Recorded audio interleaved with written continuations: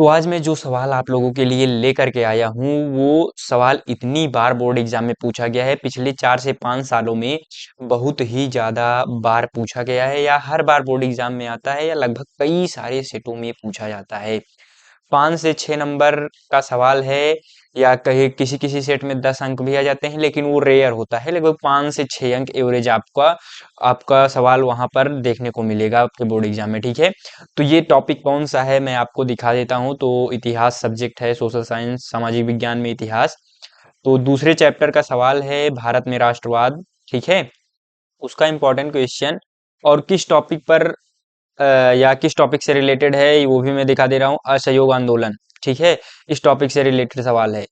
तो ये टॉपिक आपको तैयार करके जाना है। तो मैं इस कंप्लीट टॉपिक को यहाँ पर लेकर के आया हूँ, और साथ ही साथ जो भी क्वेश्चंस पूछे गए हैं वो भी मैं आपको बताऊंगा। ठीक है, तो असहयोग आंदोलन, अब यहाँ पर आप देख सकते हैं कि कितनी बार यह सवाल पूछा गया है इस तरीकों से। ठीक है, असहयोग आंदोलन के कारण तथा उसके प्रभाव का उल्लेख करें, 2024, 2022, 2023। ठीक है, इतनी बार यह सवाल पूछा गया। उसके बाद असहयोग आंदोलन क्यों प्रारंभ किया गया, यानी उसी टॉपिक पर सवाल क्यों प्रारंभ किया गया, आंदोलनकारियों के 4 कार्य लिखिए। ठीक, तो 2020 में आया, 2022 में आया, 2020, 2018, यानी पिछले 5 से 7 सालों में कितनी बार पूछा गया है। ये चार चौथे टाइप है, या चार चौथा टाइप।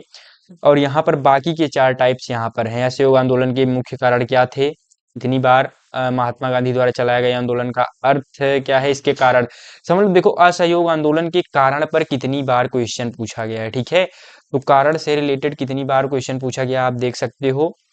उसके बाद अर्थ क्या है इसका। ठीक है, ये सारी चीजें मैं यहाँ आज इस वीडियो में डिस्कस करने वाला हूँ, या इसका सोल्यूशन भी आपको प्रोवाइड करूंगा।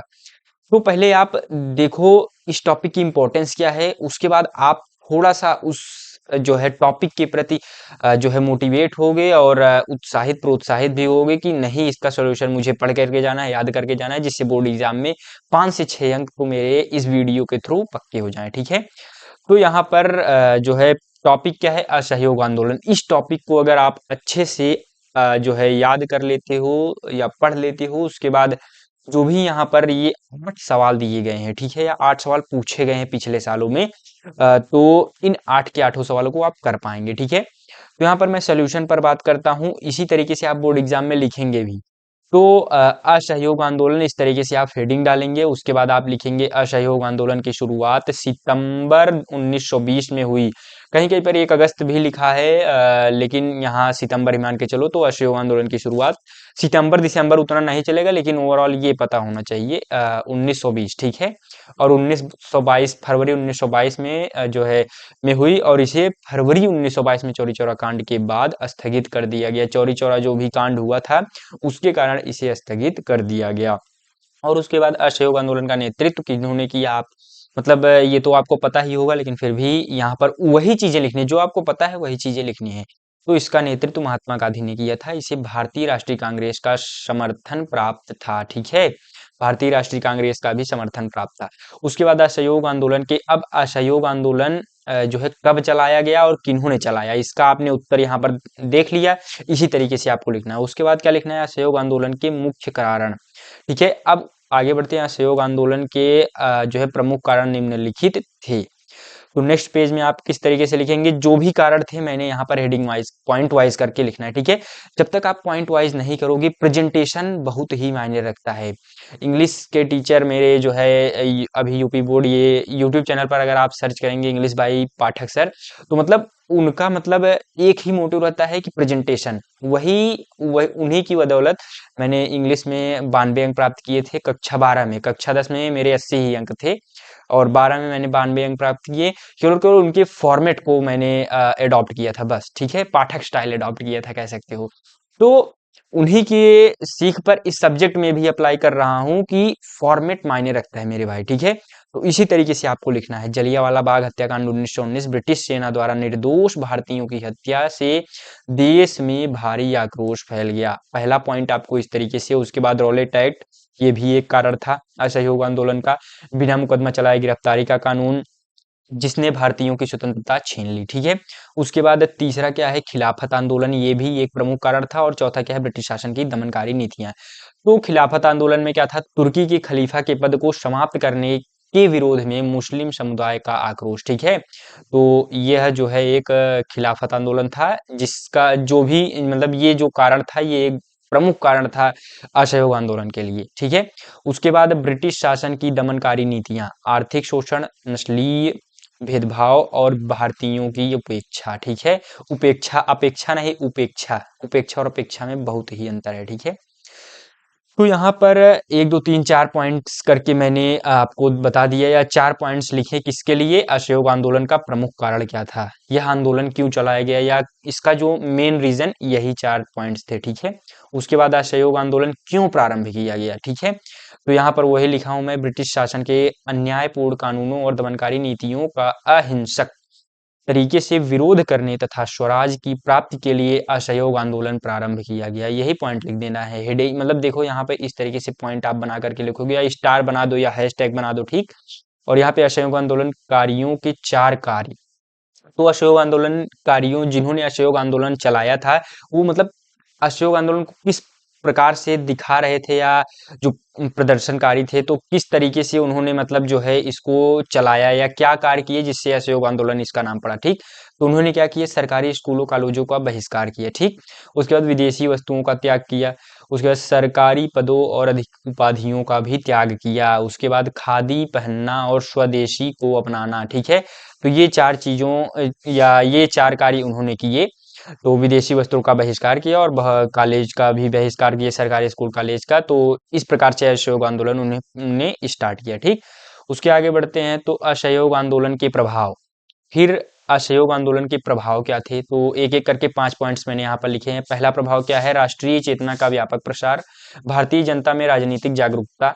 ठीक, उसके बाद विदेशी वस्तुओं का बहिष्कार और स्वदेशी का प्रचार। ठीक है, उसके बाद कांग्रेस एक जन आंदोलन के रूप में उभरी। ठीक है, तो वो जो कांग्रेस पार्टी थी उसका जो है एक जन आंदोलन के रूप में उभरी। उसके बाद स्वतंत्रता संग्राम को जन जन तक पहुंच मिली। ठीक है, तो 5वां पॉइंट, स्वतंत्रता संग्राम को जन जन तक पहुंच मिली। ठीक है, उसके बाद आप एंड में निष्कर्ष लिखेंगे, जो ओवरऑल निष्कर्ष है मैं आपको दिखा दे रहा हूँ। असहयोग आंदोलन भारत के स्वतंत्रता संग्राम का एक महत्वपूर्ण चरण था। ठीक है, स्वतंत्रता संग्राम में ये महत्वपूर्ण भूमिका निभा रहा था, या निभाने के लिए अग्रसर था असहयोग आंदोलन। लेकिन चौरी चौरा कांड के कारण इसे क्या कर दिया गया, बंद करना पड़ा। ठीक है, तो चौरी चौरा कांड नेक्स्ट वीडियो में आपको उस पर बना दूंगा। ठीक है, तो उसकी आप चिंता ना करें, अभी इस टॉपिक को पढ़ें। ठीक, यद्यपि यह आंदोलन बीच में ही स्थगित कर दिया गया, फिर भी इसने भारतीय जनता को अहिंसक संघर्ष और राष्ट्रीय एकता का मार्ग दिखाया। ये कुछ इस प्रकार से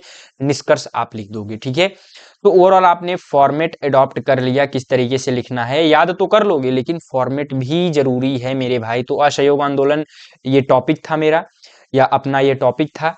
उसके बाद यहाँ पर जो भी मतलब इस प्रकार से क्वेश्चंस पूछे गए, 4 क्वेश्चन, और यहाँ पे 8 क्वेश्चंस टोटल, 8 टाइप्स के लगभग वही जो है थोड़ा थोड़ा चेंजेस करके पूछा गया है। ठीक है, चीजें वही हैं, पूछा थोड़ा सा बदल करके गया है। उसके बाद यहाँ पर असहयोग आंदोलन के मुख्य कारण, और उसके बाद ये कारण लिख लिया हमने। उसके बाद असहयोग आंदोलन क्यों प्रारंभ किया गया।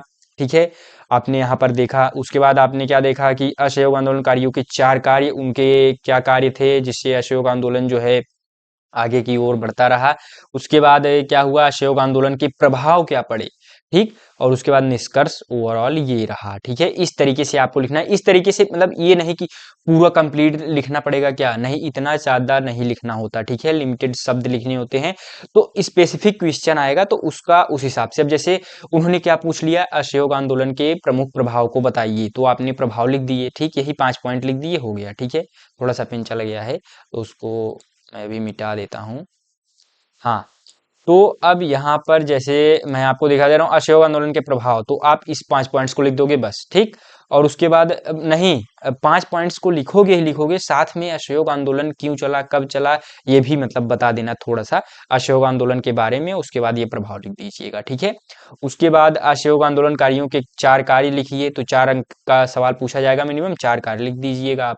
ये नहीं स्पेसिफिक, जब क्वेश्चन पूछा जाएगा उसी हिसाब से आंसर देना है। जब अगर 4 कार्य पूछा गया है तो ये नहीं प्रभाव लिखने लग गए। ठीक है, तो ज्यादा टाइम आपका कंज्यूम होगा और मिलेंगे 4 ही अंक, तो ये 4 पॉइंट लिख दो। ठीक, तो इसी तरीके से ओवरऑल लिखना है इस टॉपिक को। तो इसी के साथ मेरे भाई मैं आपको हैप्पी न्यू ईयर विश कर दे रहा हूँ। तो मेरे जो हैं इनकी तरफ से या मेरी तरफ से आपको जो है नए साल की बहुत बहुत बधाई, ठीक है। उसके बाद हाँ, और जाते जाते ये वीडियो भी आप देखते जाइएगा। 45 days to score 100 out of 100 in maths. क्या 100 दिन में मैथ्स में 100 आउट ऑफ है, या 45 दिन में मैथ्स में 100 स्कोर किया जा सकता है? तो जो स्क्रीन पर आपको वीडियो दिख रहा होगा उस पर आप क्लिक कीजिए और इस वीडियो को कंप्लीट देखिए, तो आपको पता चलेगा कि किस तरीके से इतने कम दिनों में भी मैथ्स में 100 लाया जा सकता है, ठीक है। तो हाँ, तो मैं आपसे वहीं पर मिलूंगा। इसी के साथ चलते मेरे मित्र, धन्यवाद। राधा स्वामी।